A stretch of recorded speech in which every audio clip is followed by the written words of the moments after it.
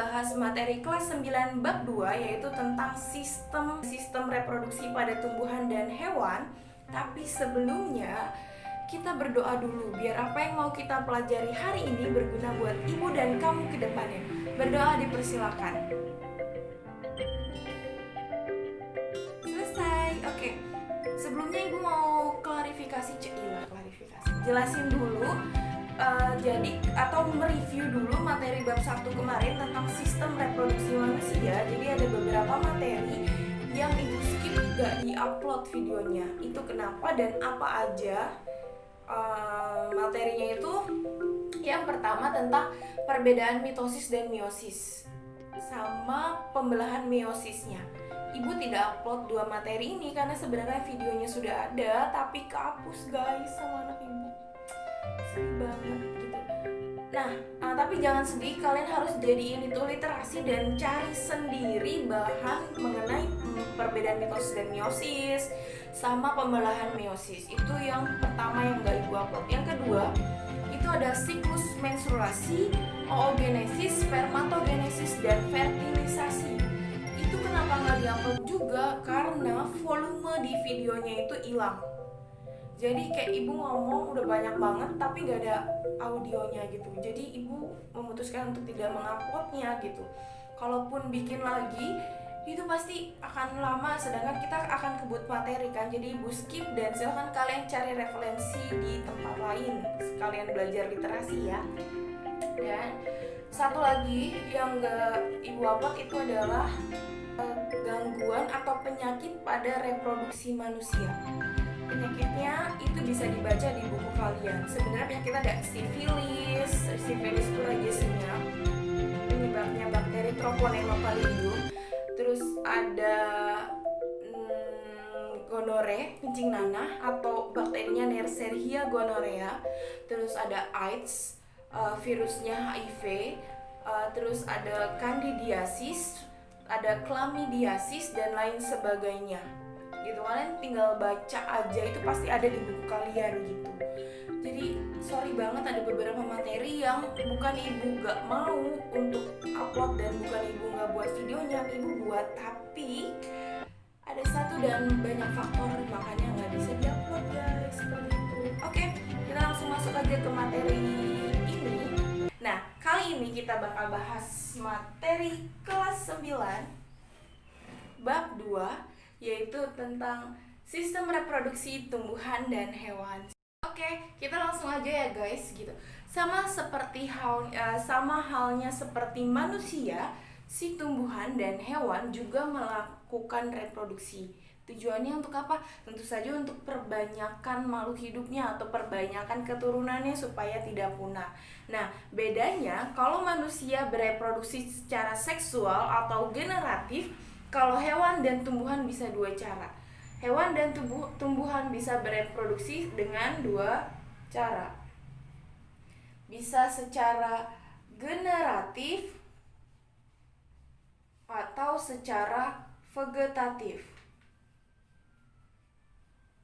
Apa bedanya? Nah, kalau generatif ini kata lain dari reproduksi seksual atau ini berarti secara kawin. Kalau vegetatif berarti ini tidak kawin. Ada tukang roti lagi guys, gak apa-apa ya. Lanjut. Nah, apalagi sih bedanya si generatif dan vegetatif? Karena di sini generatif kawin berarti tumbuhan atau hewan yang melakukan reproduksi secara generatif, dia membutuhkan dua sel kelamin atau dua sel de individu, yaitu individu jantan dan betina. Kalau vegetatif dia nggak perlu dua sel, dia sendiri pun bisa. Contoh vegetatif pada tumbuhan itu adanya di mana? Ada umbi, itu yang alami ya. Ada geragi, ada stolon. Kalau hewan vegetatif bisa membelah diri, bisa banyak deh pokoknya. Oke, kita langsung masuk aja ke reproduksi generatif pada tumbuhan. Ini gua hapus dulu ya.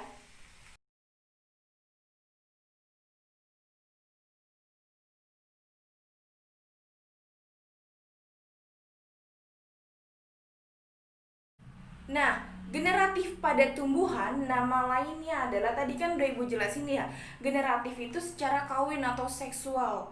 Dia butuh dua individu, si jantan dua sel kelamin jantan dan betina. Generatif pada tumbuhan itu nama lainnya adalah, atau nama prosesnya adalah penyerbukan, atau nama lainnya pembuahan. Alatnya atau organ yang membantu penyerbukan pada tumbuhan, kalian tahu kan organ tumbuhan apa aja? Ada akar, batang, daun, bunga, buah, biji. Nah, diantara itu semua yang membantu proses perkembangbiakan generatif pada tumbuhan itu adalah si bunga. Kenapa bunga? Karena di dalam bunga ada dua sel kelamin, si jantan dan betina. Sebentar ibu gambarin bunganya ya.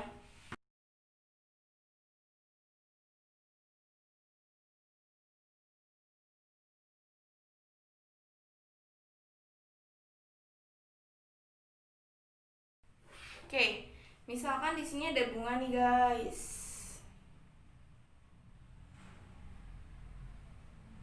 Nah, cakep kan bunganya? Anggap aja cakep. Bentar. Oke, di sini ada bunga. Kita kenalan dulu sama bagian-bagian bunga ini dan mana sih yang ngebantu perkembangbiakan generatif pada tumbuhan. Nah, yang biasanya berwarna-warni nih, yang ini nih, ini namanya mahkota bunga. Mahkota bunga itu biasanya berwarna-warni. Fungsinya untuk apa? Untuk menarik perhatian serangga. Kenapa? Karena nggak semua bunga punya dua sel kelamin, nggak semua bunga punya dua sel kelamin, sel kelamin jantan dan betina, dia nggak semua, ada satu yang punya sel kelamin jantan doang, atau ada satu bunga yang cuma punya sel kelamin betina. Nah, kalau dia cuma punya satu sel kelamin, dia butuh bunga lain kan untuk berkembang biak, makanya mahkotanya berwarna-warni untuk menarik perhatian serangga. Serangganya biar ngapain, Bu? Serangga nanti akan ngambil madu di sini. Dia menghisap madunya, tapi secara tidak langsung nanti benang sarinya bakal nempel ke dia, dibawa sama dia untuk ke bunga lain dan membantu proses penyerbukannya gitu. Ini yang pertama mahkota ya. Terus yang ini nih, yang tengah nih. Yang tengah ini nih, ini namanya putik. Putik, aduh, spidolnya nggak kelihatan ya, sorry.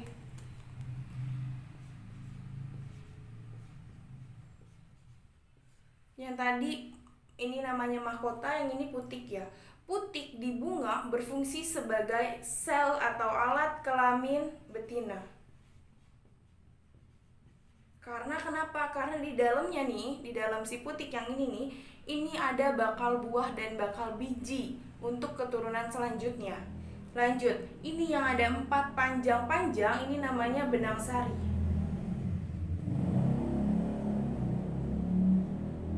Benang sari pada bunga berfungsi sebagai alat kelamin jantan.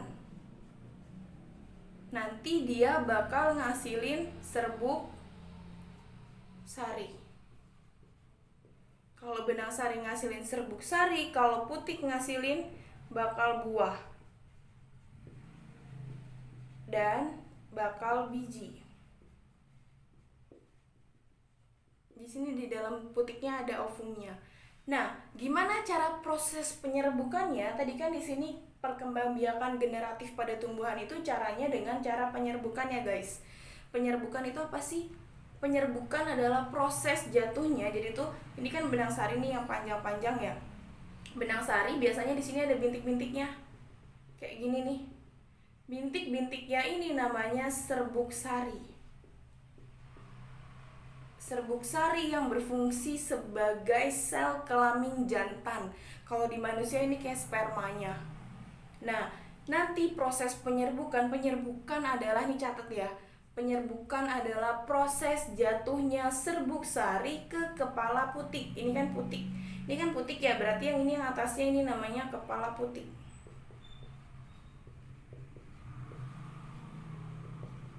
Jadi ibu ulangin ya, apa yang dimaksud dengan penyerbukan? Penyerbukan adalah proses jatuhnya serbuk sari ke kepala putik. Nih, serbuk yang di sininya, kelihatan nggak? Serbuk yang di sininya akan jatuh masuk ke sini, terus dia akan membuahi bakal biji dan bakal buah. Terus nanti akan membentuk biji. Kemudian biji akan berkembang, luarnya ada buahnya ya, bijinya ya. Buah itu sebagai nutrisi dari bijinya. Kemudian biji akan berkembang membentuk bagian-bagian untuk tumbuh lagi jadi tumbuhan baru. Seperti itu guys. Nah, lanjut. Bagian bunga lupa. Yang ini namanya kelopak. Kelopak sebagai penghubung antara tangkai dengan mahkota dan bagian bunga lain, juga sebagai pelindung si bunga. Seperti itu. Sampai sini paham atau ada yang mau ditanyain? Kalau ada yang mau tanyain dan request materi, jangan lupa tulis di kolom komentar atau ke Instagram Ibu @desbutulandari ya guys. Oke, kita review sedikit ya. Tadi perkembangbiakan pada tumbuhan ada dua cara, secara generatif dan vegetatif. Apa bedanya? Kalau generatif ini secara, tulis dari sini, secara kawin atau seksual. Karena dia kawin berarti dia butuh dua sel kelamin jantan dan betina. Sel kelamin jantan pada tumbuhan namanya serbuk sari. Sel kelamin betinanya namanya bakal buah dan bakal biji yang adanya di putik. Terus, proses perkembangbiakan generatif pada tumbuhan namanya penyerbukan atau pembuahan. Apa sih penyerbukan? Proses jatuhnya ini yang ini nih, serbuk sari ke kepala putik sehingga membuahi bakal biji di sini. Nah, alat atau organ yang membantu proses penyerbukan adalah si ini nih, bunga. Seperti itu. Sampai sini paham ya? Oke, lanjut ya guys. Sekarang kita bakal masuk ke macam-macam penyerbukan berdasarkan asal serbuk sarinya. Nah, ini ada 4 jenis penyerbukan guys. Yang pertama itu namanya autogami. Autogami nama lain dari penyerbukan sendiri.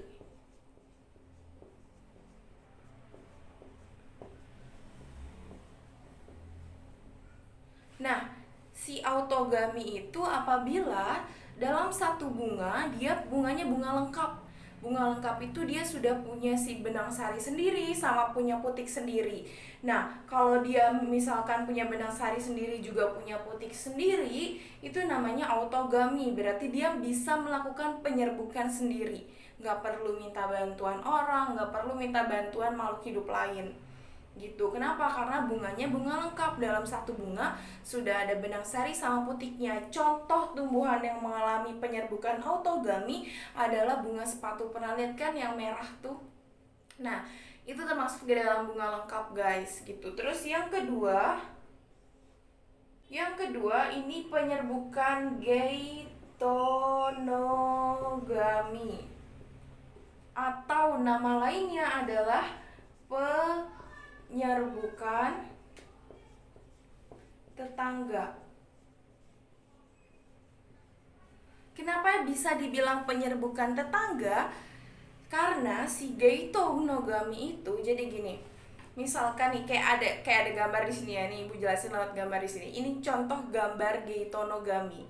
Ada dua bunga, yang satu hanya punya sel kelamin jantan. Apa sel kelamin jantan di bunga tadi?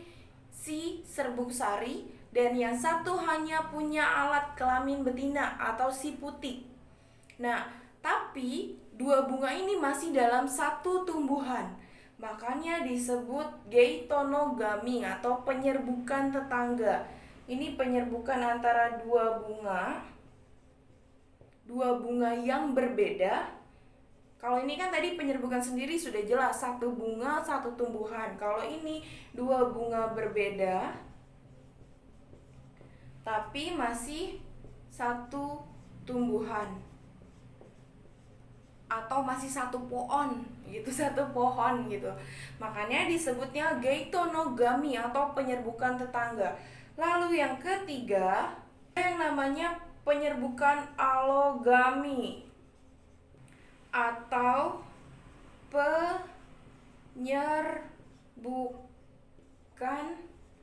silang. Nah, ibu pakai simulasi gambar di sampingnya. Tring. Yeah. Si alogami atau penyerbukan silang ini penyerbukan antara dua bunga. Iya ya, dua bunga yang masing-masing punya satu sel kelamin. Jadi ada yang jantan doang, ada yang betina doang. Dua bunga. Terus dia masih di, kalau tadi kan kalau geitonogami masih satu tumbuhan ya. Kalau ini sudah dua jenis tumbuhan atau tumbuhannya berbeda atau pohonnya berbeda. Sorry, bukan jenisnya ya, pohonnya. Jadi kayak ini pohon satu, ini pohon dua. Kayak gambar di sini lah ya, kayak gambar di sini berarti dua bunga pada dua tumbuhan.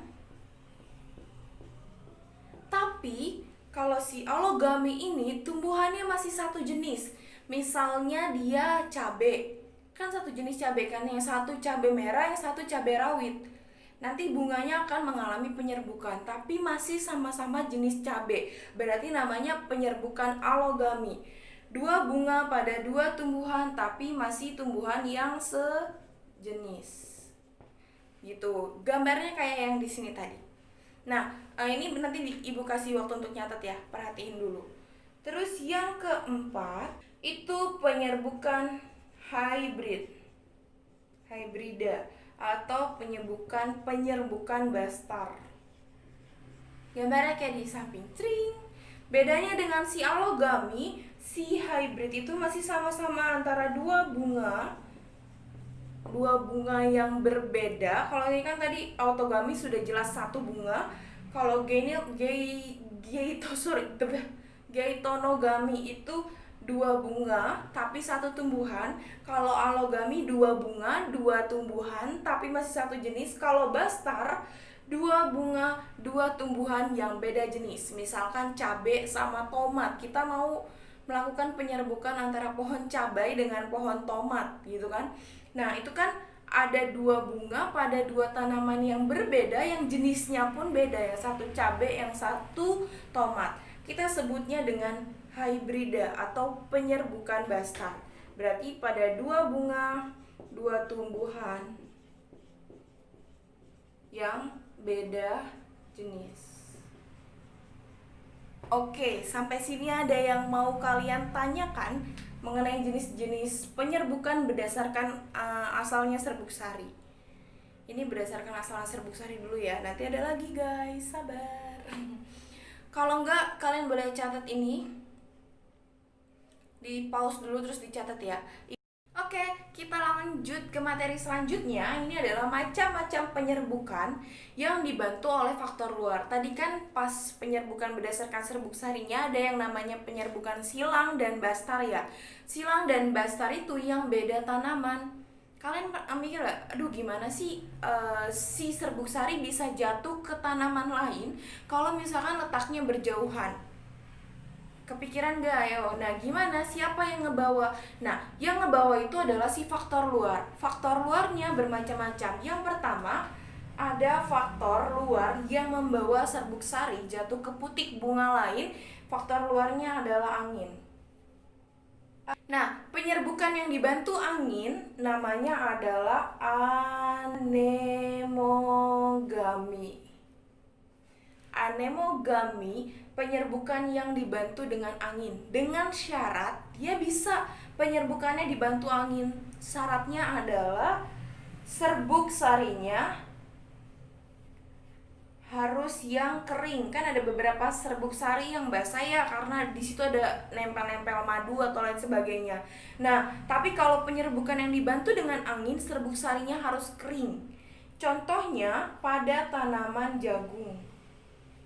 Jagung itu bunganya bukan bunga tidak lengkap, ada bunga jantan doang, ada bunga betina doang. Nah, untuk itu dia penyerbukannya dibantu sama angin atau nama lainnya anemogami. Ada satu lagi tanaman yang dibantu angin yaitu si rumput-rumputan.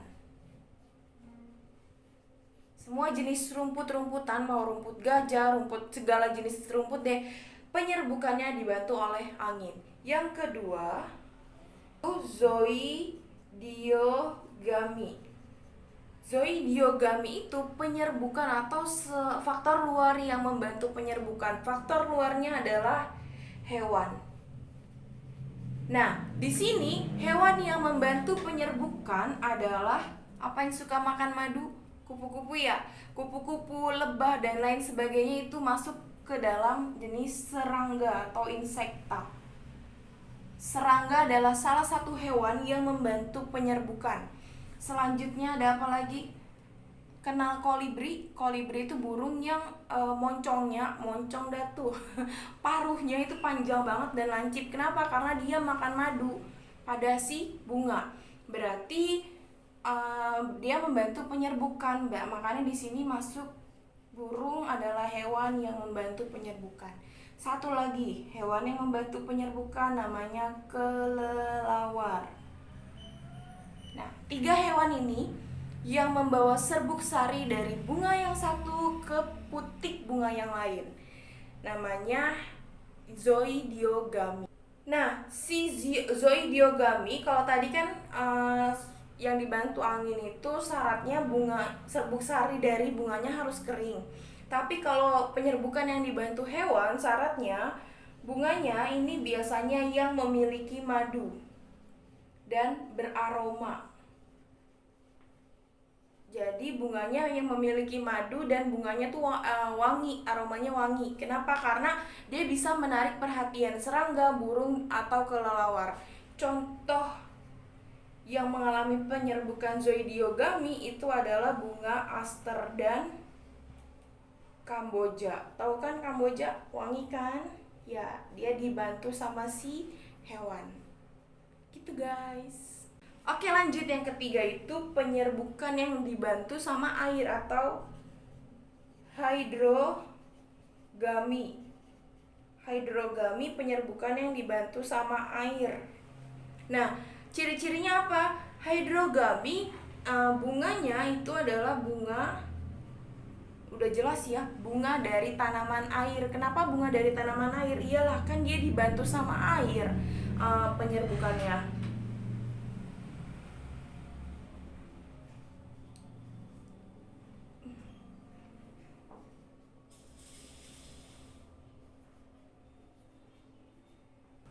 Ini contohnya adalah, ya mati gak sih? Gak ada. Contohnya tanaman hidrilla. Contohnya tanaman hidrilla ya, karena hidrilla hidup di air. Terus yang keempat, penyerbukan yang dibantu dengan manusia. Contoh penyerbukan yang dibantu dengan manusia ya gampang, tinggal manusianya netesin serbuk sari bunga yang satu ke putik bunga yang lain. Contoh tanamannya adalah vanili dan salak. Ibu nggak tulis ya, tapi kalian harus tulis dari omongan ibu gitu. Oke, ini boleh dicatat dulu, di pause dan dicatat thumbnail. Sampai sini dulu video kali ini.